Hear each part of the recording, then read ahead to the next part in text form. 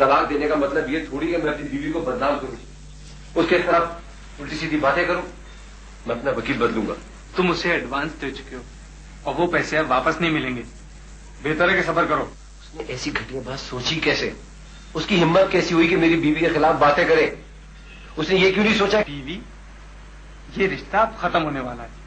कुछ ही अर्से बाद वो तुम्हारी बीवी नहीं रहेगी। आखिर उसे ये क्यों नहीं समझ आता कि हमने एक अच्छी जिंदगी भी गुजारी? वो अच्छी जिंदगी सिर्फ तुमने गुजारी, उसने नहीं।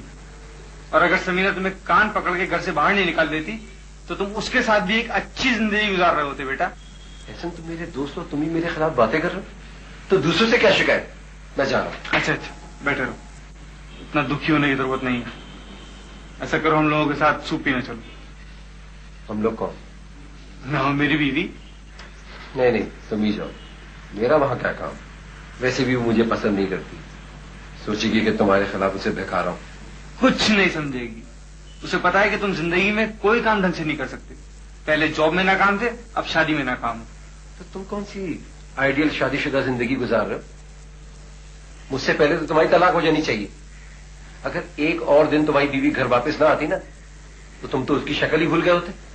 देखो, अब तुम्हारा मीटर घूम रहा है। चलो मैं तुम्हें छोड़ाता हूं। मैं चला जाऊंगा, तुम जाओ सूप पीने के लिए। अरे बात तो सुनो।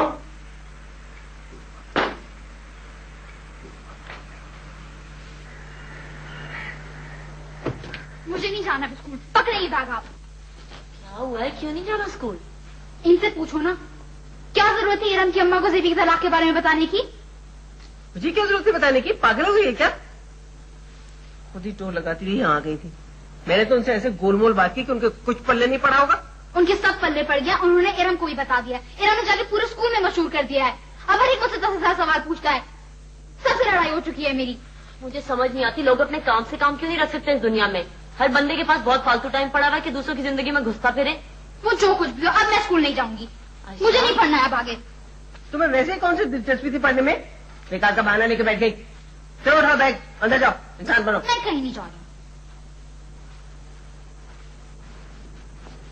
बेटा ज़ेबी, मोहल्ले की औरतें आके तरह तरह के सवालात मुझसे पूछती हैं।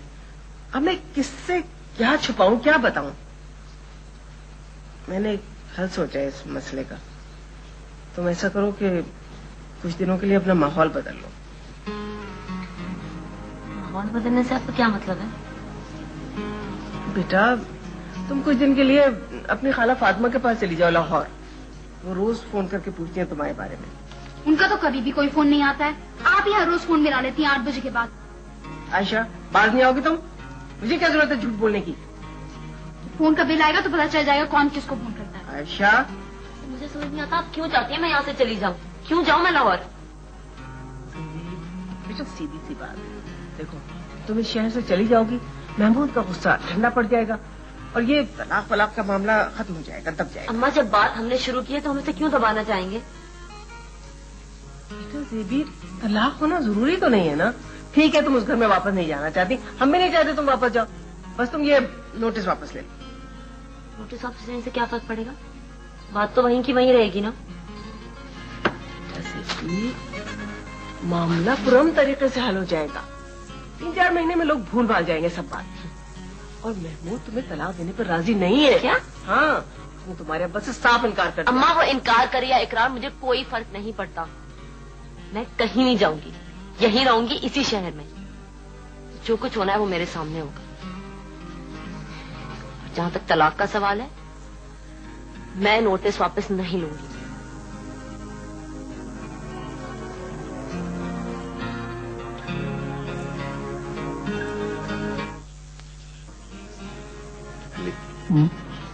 मैं तुम्हारा शुक्रिया अदा करना चाहता हूँ। शुक्रिया किस बात का? यही कि तुम मुझे यहाँ लेकर आए, मेरा इलाज कराया, मेरे लिए इतना कुछ किया। मैं तो तुम्हें नहीं जानता था। मेरे साथ तो जिंदगी में किसी ने ऐसा सलूक नहीं किया। इससे क्या फर्क पड़ता है? तुमने भी तो मेरी मदद की थी, एक मुश्किल मरहले में मेरा साथ दिया था। वो कुछ नहीं था अभी। मुझे तो हैरत है, आज के इस दौर में तुम जैसे लोग मौजूद हैं, इतने बेखर्च। और कि तुम किस किस्म की बातें कर रहे हो? छोड़ो। मैं जिंदा रहूं या मर जाऊं, किसी को कोई फर्क नहीं पड़ता। मुझे पड़ता है फर्क। मैं चाहता हूं कि तुम सेहतमंद हो जाओ। तुम्हें नहीं मालूम मैं बहुत बुरा इंसान हूं। मेरी जिंदगी कैसी गुजरी है तुम्हें नहीं मालूम। मैं बहुत गुनाहगार हूं। मैंने उन लोगों को नुकसान पहुंचाया जो मुझसे मोहब्बत करते थे। तो माफी मांग लो। अगर वो तुमसे मोहब्बत करते थे तो तुम्हें जरूर माफ कर देंगे। मेरे ख्याल से अब तुम्हें थोड़ा सा आराम करना चाहिए। जा रहे? हाँ, लेट जाओ। मैं फिर आऊंगा। साहब इसमें तो काफी पैसा खर्च हो रहा है। अभी तो पहली पेशी है, अभी से घबरा गए। ये कितना लंबा चलेगा? तुम पे डिपेंड करता है। चाहो तो कल खत्म हो जाए, और इसको तलाक देने का इख्तियार तो तुम्हारे पास। मैं उसे तलाक नहीं देना चाहता, कभी भी नहीं देना चाहता, चाहे मेरा इस केस में आखिरी पैसा भी खर्च हो जाए। शाबाश, इसी तरह डटे रहो और मेरी फीस वक्त पर पहुंचाते रहो। मतलब तुम्हारी सहूलत के लिए तो अब मैंने किस्तें भी कर दी हैं। वो तो सब ठीक है, मुझे बताएं कि पहली पेशी पे कब जाना है? जाना चाहते हो पहली पेशी पे?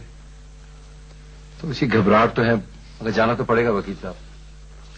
आखिर पता चले कि क्या हो रहा है उधर। ऐसा ना हो कि मैं घर पे बैठा रहूं और वहां केस बदल जाए।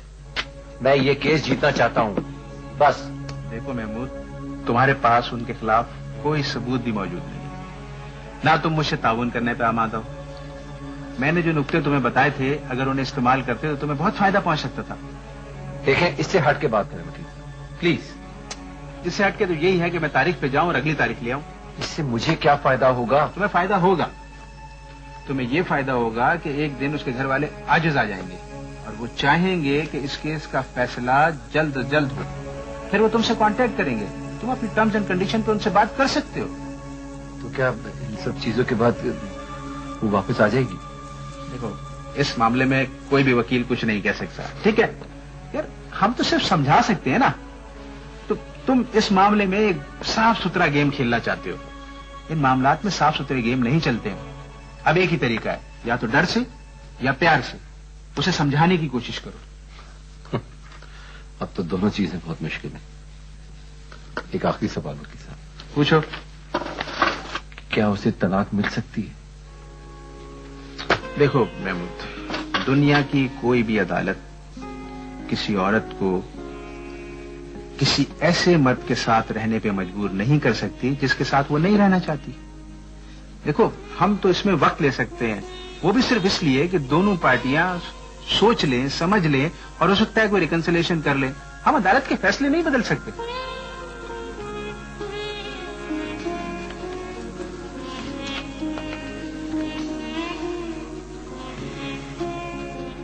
समझौते की अब कोई गुंजाइश नहीं बची, इसलिए मैं चाहती हूँ फैसला जल्दी हो जाए। निकाह के वक्त तुमने राइट टू डाइवोर्स पे क्रॉस बना दिया था, वरना ये फैसला जल्दी भी हो सकता था। तुम डाइवोर्स लेने के बजाय डाइवोर्स दे भी सकती थी। राइट ऑफ डिवोर्स क्या है मुझे नहीं पता। आमतौर पर तो ये बात पूछी भी नहीं जाती, और औरत को लाइल्मी में कैसे हक से महरूम कर दिया जाता है जो कानून ने उसे दिया है। लेकिन मेरे माँ बाप ने मुझे इस बारे में कुछ भी नहीं बताया था। इसलिए कि तुम्हारी माँ भी अपने निकाह के वक्त इस हक से महरूम हो चुकी होगी। कोई औरत ये सवाल ही नहीं करती।